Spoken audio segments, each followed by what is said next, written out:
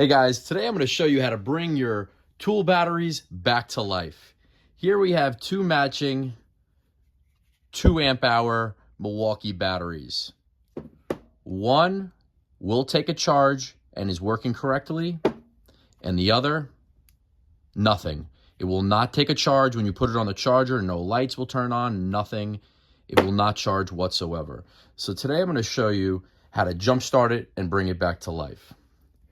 Here on our good battery, you will notice, I'll try to do it in the light, where you can see a positive and then there's a negative symbol. It's the same on this one. And what you're going to want to do is, whatever the battery amperage is, you're going to want to match it. So if you have, let's just say, a 5 amp hour battery that is not taking a charge, you're going to want to use a 5 amp hour battery to jump it. So here, since we have the two, I'm going to show you guys, like I said, positive, negative, positive, and negative. Here, I have 2 low voltage landscape wire pieces. And I split them in half. And what you're going to want to do is you're going to want to touch the terminal here for positive and connect it to positive. And the same thing for negative to negative.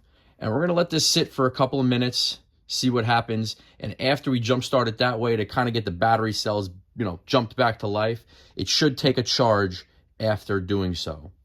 So let's get started. Just want to show you guys in camera, just in case we see any lights or something go on. I don't know if it will, but never done this before myself, so this will be a first on-camera experience for me as well.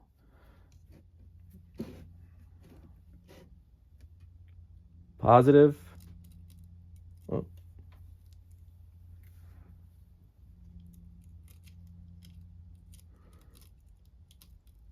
I don't know if that's going to work. Hopefully it does. Positive. And I'm going to make this really thin so it slides into the terminal. Positive to positive.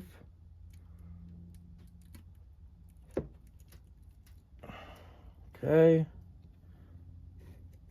Make sure it's inside touching those terminals correctly, and then we're going to do a negative to negative. Make sure it's really thin. Negative. Let's see if it sparks. Nope. Negative to. It's not going in correctly. Let's try this one more time.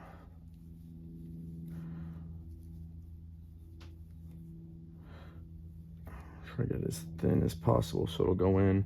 You could use obviously a thinner gauge wire, which probably would do better than the thick gauge wire that I'm using on this.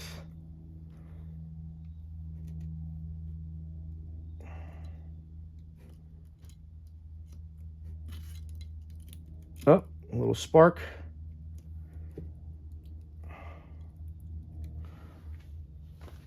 And there you have it. Hey guys, we're back. I let these batteries sit for about 5 minutes connected. I started off by removing the negative and the negative, then the positive and the positive. The same thing you would do as if you were charging a car battery or jump starting a car battery. Prior in the video I showed you, this battery had 4 bars lighting up, and this battery had nothing lighting up. This battery would not take a charge. You would put it on your charger, no red light would light up. There would be no activity on your battery meter here as well. Now, after sitting for 5 minutes, this only has 3 bars. It went down 1 bar. This one that was not lighting up at all, it's got 2 bars actually. So this one actually transferred over some juice to the bad battery. Now let's test it out. This light would not turn on prior, and now, there you have it. You just jump-started the cells in your defective tool battery. Thanks for watching, guys. Good luck, and I hope this works out for you as well.